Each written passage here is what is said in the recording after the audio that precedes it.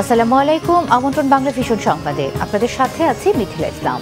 শুরুতেই বিআরবি কেবল সংবাদ শিরোনাম। পোশাক শ্রমিকরা কাজে না ফিরলে কাল থেকে সব কারখানা বন্ধের হুঁশিয়ারি বিজিএমইএর, বিক্ষোভ অব্যাহত, পুলিশের সাথে ধাওয়া পাল্টা ধাওয়া। চতুর্থবার দায়িত্ব নেওয়ার পর সশস্ত্র বাহিনী বিভাগে অফিস করলেন প্রধানমন্ত্রী। আবারও সংলাপ হবে ঐক্যফ্রন্ট সহ সব দলের সাথে, জানিয়েছেন ওবায়দুল কাদের। নাইকো মামলায় চার্জ গঠনের পরবর্তী শুনানি 21শে জানুয়ারি। খালেদা জিয়া সহ অন্য আসামিদের উপস্থিতিতে আদালতে তারিখ ঘোষণা। দেখছিলেন বিআরবি কেবলস সংবাদ শিরোনাম। এবারে পুরো খবর। মজুরি কাঠামো পরিবর্তনের দাবিতে সপ্তম দিনের মতো আজও বিক্ষোভ করেছে পোশাক শ্রমিকরা।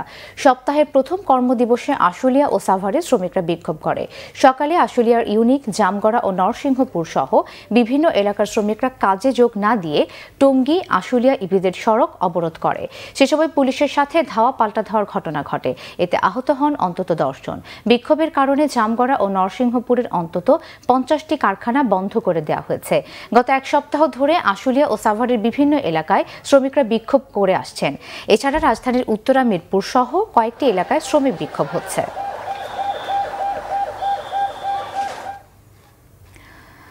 এদিকে পোশাক মালিকদের সংগঠন বিজিএমইএ জানিয়েছে, কাল থেকে শ্রমিকরা কাজে যোগ না দিলে তাদের মজুরি দেওয়া হবে না। সেই সাথে সব কারখানা অনির্দিষ্টকালের জন্য বন্ধ করে দেওয়া হবে। শ্রম আইন 13-1 ধারা অনুযায়ী এই সিদ্ধান্ত নেওয়া হবে বলে জানিয়েছেন সংগঠনটির সভাপতি সিদ্দিকুর রহমান। দুপুরে বিজিএমইএ ভবনে সংবাদ সম্মেলনে সংগঠনের সভাপতি সিদ্দিকুর রহমান জানান, মজুরি কাঠামো নিয়ে আন্দোলন করার যৌক্তিকতা নেই। এই বিষয়ে সরকার গঠিত ত্রিপক্ষীয় কমিটি কাজ করছে, কিন্তু শ্রমিকদের সরলতার সুযোগ নিয়ে একটি স্বার্থান্বেষী মহল পোশাক খাতকে অস্থিতিশীল করার চেষ্টা করছে বলে মন্তব্য করেন তিনি। এই খাত ধ্বংস হলে সবচেয়ে ক্ষতিগ্রস্ত হবে শ্রমিকরাই। তাই দ্রুত কাজে যোগ দিতে শ্রমিকদের প্রতি আহ্বানও জানান বিজিএমইএর সভাপতি। কারখানার নিরাপত্তা দিতে সরকারের প্রতিও আহ্বান জানান সিদ্দিকুর রহমান।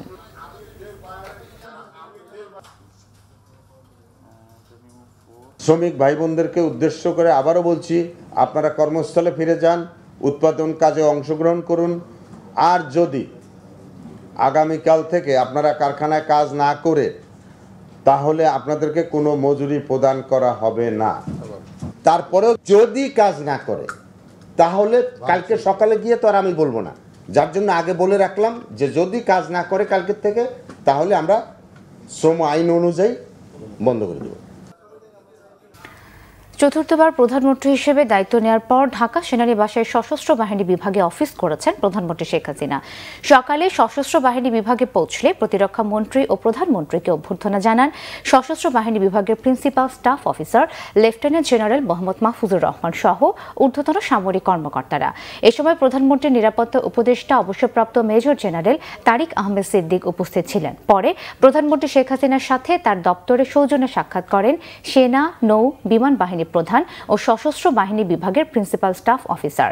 পরে সশস্ত্র বাহিনী বিভাগ মাল্টিপারপাস হলে দপ্তরের সর্বস্তরের কর্মকর্তা ও অন্যান্য পদবীর সদস্যদের সাথে মতবিনিময়ের পর চা চক্রে অংশ নেন প্রধানমন্ত্রী।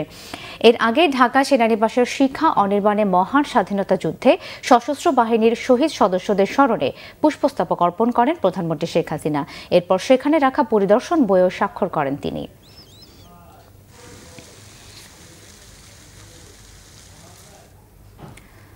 দেশের সকল রাজনৈতিক দল ও ঐক্যফ্রন্টের শীর্ষ নেতাদের শীঘ্রই গণভবনে আমন্ত্রণ জানাবেন প্রধানমন্ত্রী।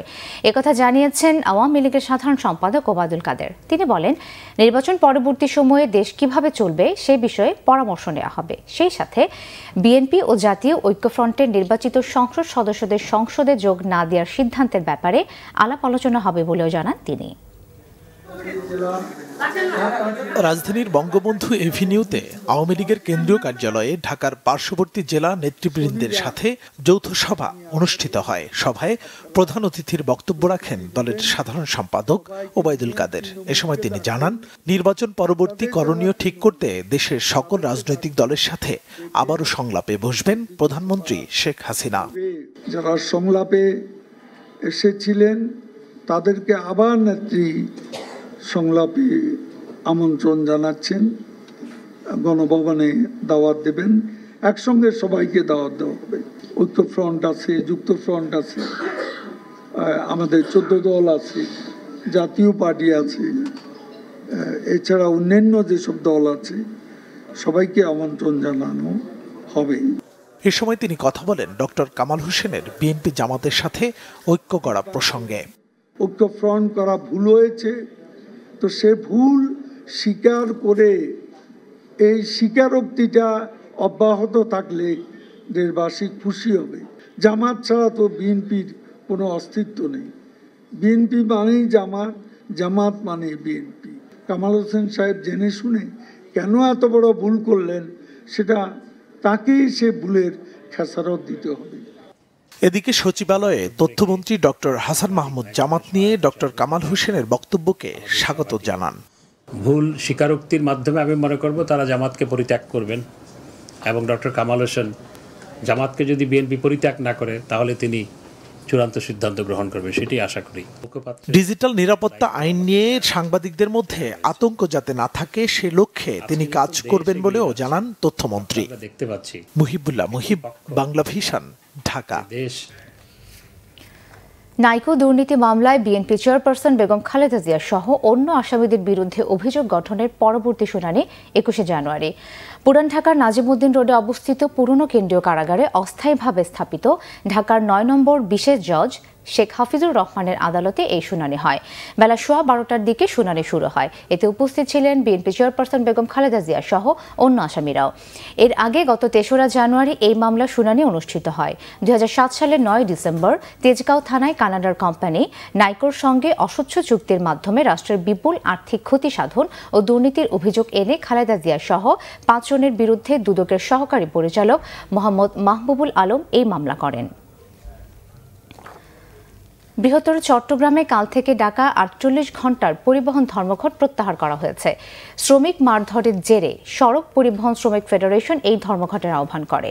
রবিবার দুপুরে চট্টগ্রাম প্রেস ক্লাবে সংবাদ সম্মেলন করে ধর্মঘটের ঘোষণা দেওয়া হলেও ঘণ্টা খানেকের মধ্যেই তা আবারও প্রত্যাহার করা হয়। সংবাদ সম্মেলনে শ্রমিক নেতার অভিযোগ করেন সংসদ সদস্য দিদারুল আলম দিদার চাঁদার দাবিতে এক শ্রমিক নেতাকে মারধর করেছেন। এছাড়া অলঙ্কার মোড় থেকে সীতাকুণ্ড রুটে গাড়ি চলাচলের নিয়ন্ত্রণ তাকে ছেড়ে দিতে হুমকি দিয়েছেন। তবে অভিযোগ অস্বীকার করেন সংসদ সদস্য দিদারুল আলম। চাঁদাবাজি বন্ধ করতে বলায় তার নামে অপপ্রচার চালানো হয়েছে বলে দাবি করেন তিনি। একাদশ জাতীয় সংসদ নির্বাচনে আওয়ামী লীগের প্রতি ব্যবসায়ীদের আস্থার প্রতিদান প্রধানমন্ত্রী দেবেন বলে বিশ্বাস করেন দেশের শীর্ষ ব্যবসায়ী নেতারা। মোটা দাগে ব্যাংক খাতে সুশাসনের সাথে সুদের হার এক অঙ্কে নামিয়ে আনা, ব্যবসা সহজীকরণ ও ভ্যাটের হার কয়েকটি স্তর করে নতুন ভ্যাট আইন বাস্তবায়নের প্রত্যাশা করছেন ব্যবসায়ীরা। একাদশ জাতীয় সংসদ নির্বাচনে আওয়ামী লীগকে আনুষ্ঠানিকভাবে সমর্থন জানিয়েছিলেন ব্যবসায়ী সমাজ। ব্যবসায়ী সম্মেলনে আয়োজন করে এমন খোলাখুলি সমর্থন বাংলাদেশের ইতিহাসে এটাই প্রথম। ইকোনমিক জোন সহ অন্যান্য যে প্রকল্পগুলো হাতে নেওয়া হয়েছে এগুলো অন টাইম করতে একটা ধারাবাহিকতার প্রয়োজন আছে, কন্টিনিউয়েশনের প্রয়োজন আছে। এটা পলিসি, নেতৃত্ব সব ক্ষেত্রেই প্রযোজ্য।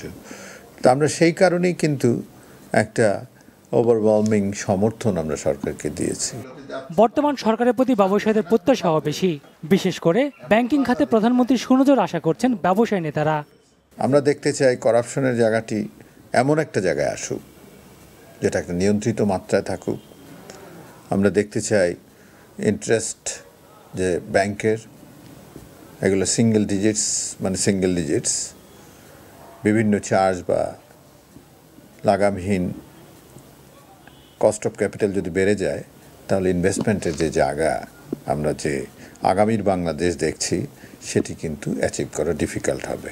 সরকারের হাতে কতগুলো চ্যালেঞ্জ রয়ে গেছে যেগুলো আমরা নতুনভাবে দেখতে চাই সলিউশন। একটা চ্যালেঞ্জ হচ্ছে ব্যাংকিং খাতে যে একটা অব্যবস্থাপনা কিছু আমরা লক্ষ্য করেছি, সেটা একটা সলিউশন আমরা এবারে আমি জানি হয়তো প্রধানমন্ত্রী শেখ হাসিনা তিনি একটা সলিউশন দেবেন। ব্যবসায়ীদের দাবির প্রেক্ষিতে নতুন ভ্যাট আইন কার্যকরে 2 বছর সময় বাড়িয়েছিল সরকার। চলতি বছর তা কার্যকর হবার কথা। ব্যবসায়ী শিল্পপতিদের ট্রেডারদের যা দাবিগুলো ছিল যে ভিন্ন ভিন্ন স্তরে ভ্যাটটা হবে এবং ভিন্ন স্তরে হলে সবাইকে অ্যাকোমোডেট করে এটা রাখা, সেটার প্রয়োজনীয়তা আছে এবং এটা অলসো আমাদের চ্যালেঞ্জ। বর্তমান সরকারের মেয়াদে দেশের ব্যবসা বাণিজ্য দ্রুত এগিয়ে যাবে আশা প্রকাশ করছেন ব্যবসায়ী নেতৃত্ব। GM Hasan, Bangla vision, Dhaka. CBC Times সংবাদ বিরতি, সাথেই থাকুন, এরপর জানিয়ে ফিরছি। রাঙামাটির রিজার্ভ বাজারে ভয়াবহ আগুন, পুড়ে গেছে অর্ধশত কাঁচা ঘর।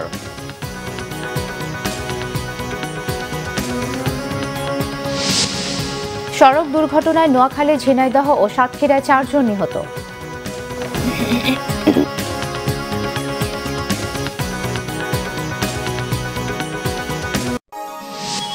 আপনারা দেখছেন বাংলা ভিশন সংবাদ।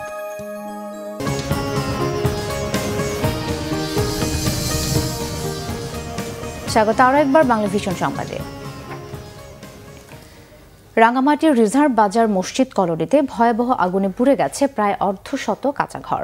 সকাল 8:30টায় চুলার আগুন থেকে আগুনের সূত্রপাত হয়, মুহূর্তেই তা ছড়িয়ে পড়ে পুরো কলোনিতে। রাঙামাটি ফায়ার সার্ভিসের 3টি ইউনিট 2 ঘন্টার চেষ্টায় আগুন নিয়ন্ত্রণে আনে। পুলিশ এবং সেনা সদস্যরাও আগুন নেভানোর কাজে অংশ নেয়। পরে ঘটনাস্থল ঘুরে দেখেন জেলা প্রশাসক একে মামুনুর রশিদ। এ সময় তিনি ক্ষতিগ্রস্তদের সান্ত্বনা দেন। এদিকে ভোলার 2 নং পূর্ব ইলিশা ইউনিয়নের জংশন বাজারে ভয়াবহ আগুনে পুড়ে ছাই হয়ে গেছে প্রায় 35টি ব্যবসা প্রতিষ্ঠান। শনিবার রাতে জংশন বাজারের পূর্ব পাশে এই দুর্ঘটনা ঘটে।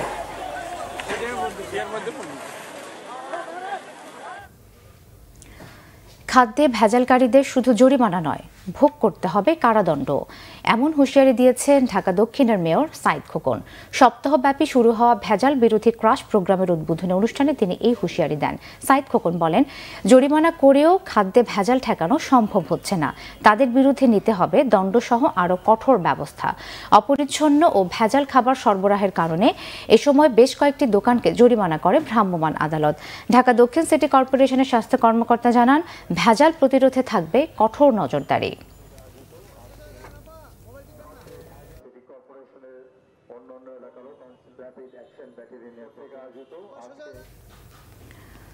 সড়ক দুর্ঘটনায় নোয়াখালী, ঝিনাইদহ ও সাতক্ষীরায় 4 জন নিহত হয়েছেন। নোয়াখালীর হাতিয়ায় ওসখালী তমরুদ্দি সড়কে যাত্রীবাহী জিপ গাড়ির চাপায় মোটরসাইকেলের 2 আরোহী নিহত হয়েছেন। এসবে জিপ গাড়ি উল্টে এর 5 যাত্রী আহত হয়েছেন। আহতদের হাতিয়া উপজেলা স্বাস্থ্য কমপ্লেক্সে চিকিৎসা দেওয়া হচ্ছে। এদিকে ঝিনাইদহে ট্রাক চাপায় নিহত হয়েছেন 6ষ্ঠ শ্রেণীর এক স্কুল ছাত্র। সকালে শহরের বাইপাস এলাকায় এই দুর্ঘটনা ঘটে। ঝিনাইদহ থেকে যশোরগামী একটি ট্রাক তাকে চাপা দেয়, এতে ঘটনাস্থলেই তার মৃত্যু হয়। প্রতিবাদে ঝিনাইদহ যশোর মহাসড়ক অবরোধ ও মানববন্ধন করে শিক্ষার্থীরা। অন্যদিকে সাতক্ষীরার আশাশুনিতে ইঞ্জিন চালিত ভ্যান উল্টে এর চালক নিহত হয়েছেন। নিহতের নাম শাহজামাল। উপজেলার খাজরা ইউনিয়নের তুয়ারডাঙ্গা মন্দিরের পাশে এই দুর্ঘটনা ঘটে।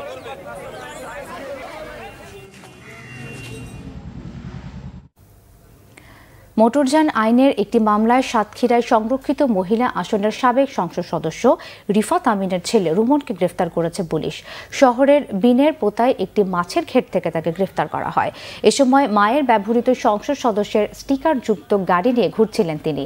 সদর থানার ওসি মোস্তাফিজুর রহমান জানান, রুমন মোটরযান আইনের একটি মামলায় পলাতক ছিলেন। এর আগে 19 নভেম্বর রুমনকে সাতক্ষীরার নবাদকাটি থেকে মাদকসহ আটক করা হয়। নওগাঁ শহরের একটি জুয়েলার্স থেকে চুরি যাওয়া 500 ভরি স্বর্ণালংকারের 113 ভরি উদ্ধার করা হয়েছে। আটক করা হয়েছে 8 জনকে। রবিবার দুপুরে পুলিশ সুপার ইকবাল হোসেন সংবাদ সম্মেলনে এই তথ্য জানান। সংবাদ সম্মেলনে আরও জানানো হয়, বিশেষ অভিযানে বাগেরহাট, কুমিল্লা ও পিরোজপুর থেকে 8 জনকে গ্রেফতার করা হয়েছে। তাদের কাছ থেকে চুরি যাওয়া 113 ভরি স্বর্ণালংকার এবং স্বর্ণ বিক্রির 7,55,000 টাকা উদ্ধার করা হয়। 2 নভেম্বর শহরের রুমি জুয়েলার্সের 500 ভরি স্বর্ণালংকার চুরি যায়। ডাস্টবিনের অব্যবস্থাপনার কারণে পরিবেশ দূষণে বিপর্যস্ত সাতক্ষীরা পৌর এলাকার মানুষ। যেখানে সেখানে আবর্জনার স্তূপে চরম বিরক্ত স্কুল কলেজের শিক্ষার্থী ও পথচারীরা। যেখানে সেখানে আবর্জনার স্তূপ সাতক্ষীরা পৌরবাসীর জন্য অভিশাপে পরিণত হয়েছে। আবর্জনায় ভরাট হয়ে গেছে শহরের বুক দিয়ে বয়ে যাওয়া একমাত্র খালটিও। পরিবেশ দূষণের কারণে স্বাস্থ্য ঝুঁকিতে লাখো মানুষ। এ পরিস্থিতির জন্য কর্তৃপক্ষের অব্যবস্থাপনাকে দায়ী করেছে পৌরবাসী। ডাস্টবিনগুলোর অবস্থা খুবই করুণ। এই রাস্তাতে যারা চলাচল করে তারা সবাই এই গন্ধগুলো দারুণ পচা গন্ধ সহ্য করতে হয়।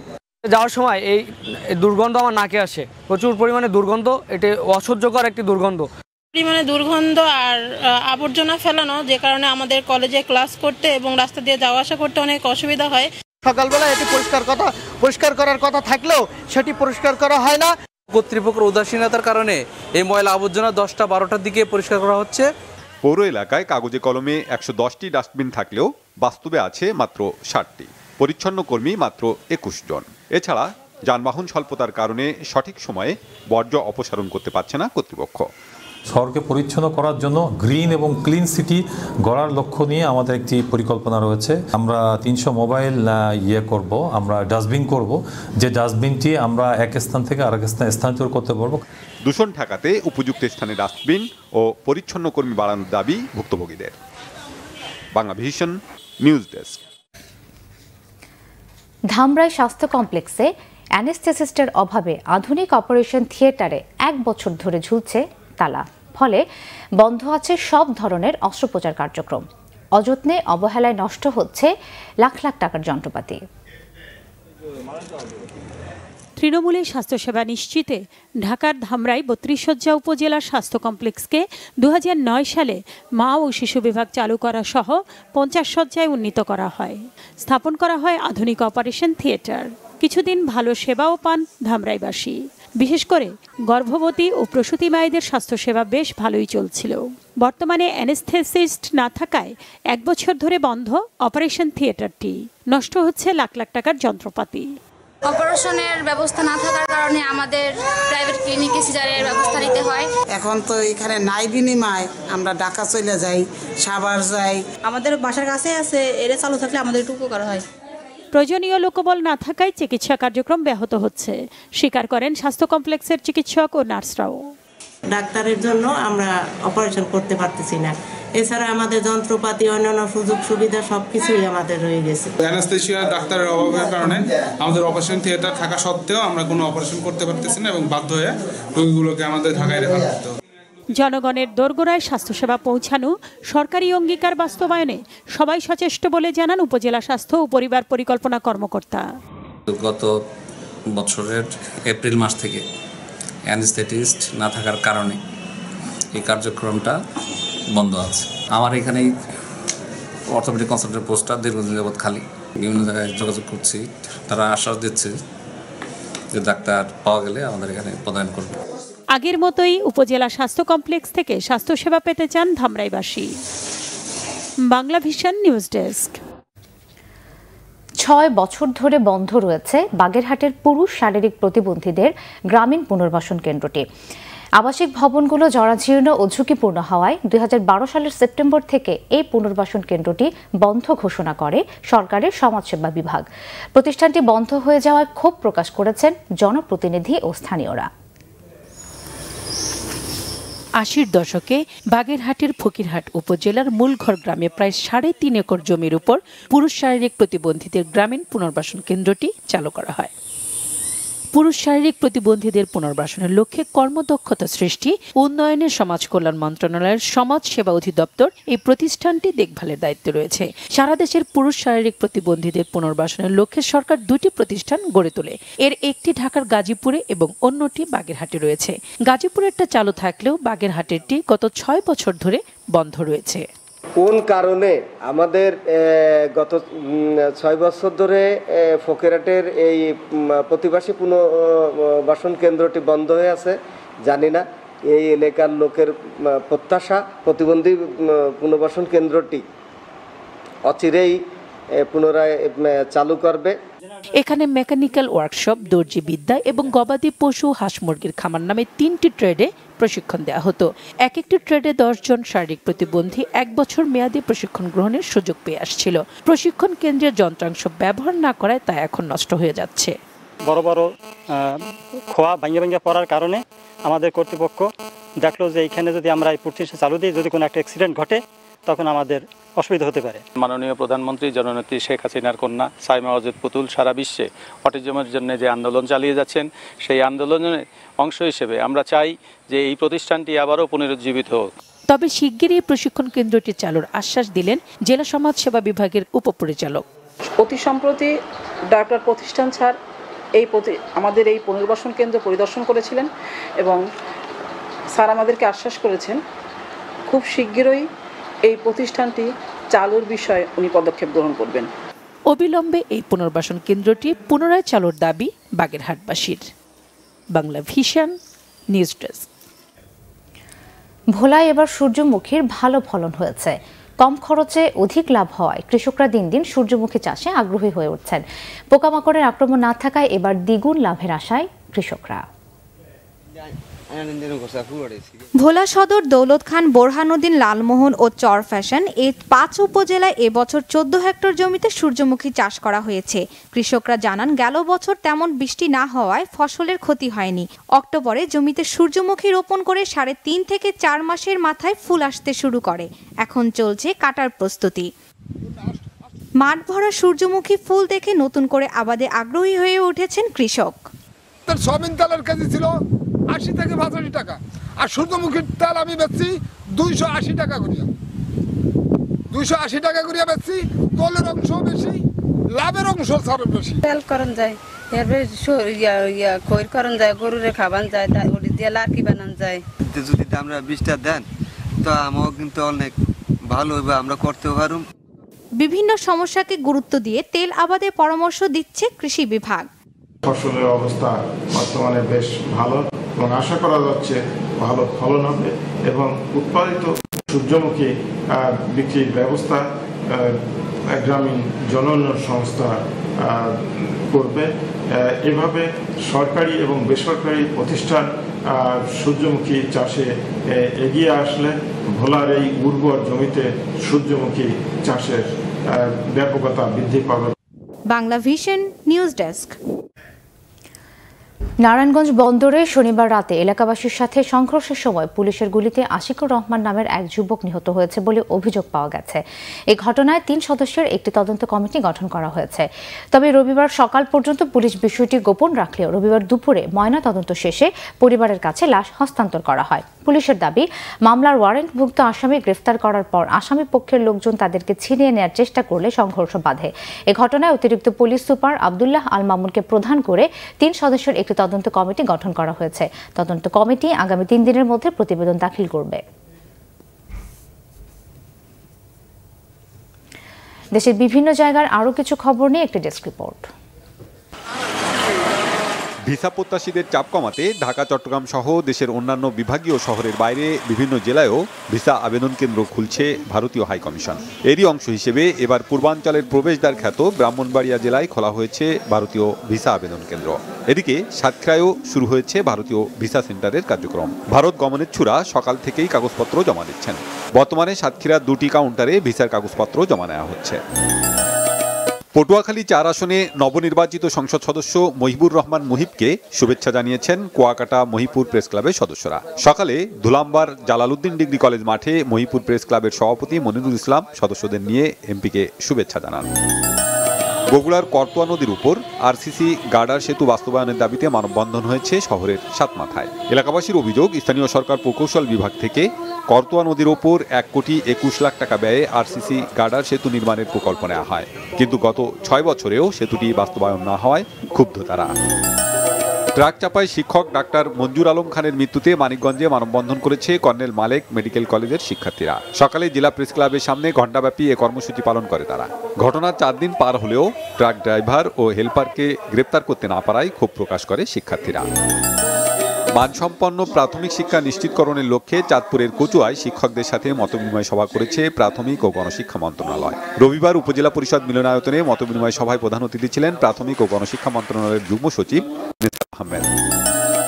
একাদশ জাতীয় সংসদে গাইবান্ধা জয়পুরহাট সংরক্ষিত মহিলা আসনে সুন্দরগঞ্জ উপজেলা আওয়ামী লীগের সিনিয়র যুগ্ম আহ্বায়ক আফরোজা বারিকে সংসদ সদস্য মনোনয়ন দেওয়ার দাবিতে সংবাদ সম্মেলন করেছে উপজেলা আওয়ামী লীগ। দুপুরে সংবাদ সম্মেলনে এ দাবি তুলে ধরেন তারা। পরে প্রধানমন্ত্রী বরাবরে স্মারকলিপি দেয় উপজেলা আওয়ামী লীগ। জয়পুরহাট পুরানাপৈল ইউনিয়ন পরিষদের উদ্যোগে 5 শতাধিক অসহায় দুস্থ ও ছিন্নমূল মানুষকে কম্বল দিয়েছে স্থানীয় প্রশাসন। সকালে এসব কম্বল বিতরণ করেন সদর উপজেলা নির্বাহী অফিসার মিল্টন চন্দ্র রায়। এদিকে হবিগঞ্জের মাধবপুরে সামাজিক সংগঠন মুসলিম সাপোর্ট বাংলাদেশের প্রথম বর্ষপূর্তি উপলক্ষে দুস্থ অসহায়দের মাঝে শীতবস্ত্র বিতরণ করা হয়েছে। এই আয়োজনকে ঘিরে দুপুরে মাধবপুর উপজেলার নোয়াপাড়ায় এক আলোচনা সভা হয়। কুড়িগ্রামের রাজারহাট পাইলট উচ্চ বিদ্যালয় অডিটোরিয়ামে উদ্বোধন ও প্রাথমিক বিদ্যালয়ের শিক্ষার্থীদের রক্তের গ্রুপ এবং গ্রুপ ভিত্তিক ব্লাড ব্যাংক ক্লাব গঠন করা হয়েছে। সকালে উপজেলার পাইলট উচ্চ বিদ্যালয় মাঠে কার্যক্রমের উদ্বোধন করেন জেলা প্রশাসক সুলতানা পারভীন। শাফিন খান, বাংলা ভিশন নিউজ ডেস্ক। সংবাদ শেষ করব বিআরবি কেবল শিরোনামগুলো আরেকবার জানিয়ে। পোশাক শ্রমিকরা কাজে না ফিরলে কাল থেকে সব কারখানা বন্ধের হুঁশিয়ারি বিজিএমইএর, বিক্ষোভ অব্যাহত, পুলিশের সাথে ধাওয়া পাল্টা ধাওয়া। চতুর্থবার দায়িত্ব নেওয়ার পর সশস্ত্র বাহিনী বিভাগে অফিস করলেন প্রধানমন্ত্রী। আবার সংলাপ হবে ঐক্যফ্রন্ট সহ সব দলের সাথে, জানিয়েছেন ওবায়দুল কাদের। নাইকো মামলায় চার্জ গঠনের পরবর্তী শুনানি 21শে জানুয়ারি। খালেদা জিয়া সহ অন্য আসামিদের উপস্থিতিতে আদালতে তারিখ ঘোষণা। এই ছিল এখনকার মতো। পরের সংবাদ সন্ধ্যা 7:30টায়। এর আগে 6টায় রয়েছে নিউজ টপ 10 দেখার আমন্ত্রণ রইল। এছাড়া ফেসবুকে বাংলা ভিশন সংবাদ সরাসরি দেখতে লগ ইন করতে পারেন facebook.com/বাংলাভিশনে। এতক্ষণ সাথে থাকায় ধন্যবাদ সবাইকে।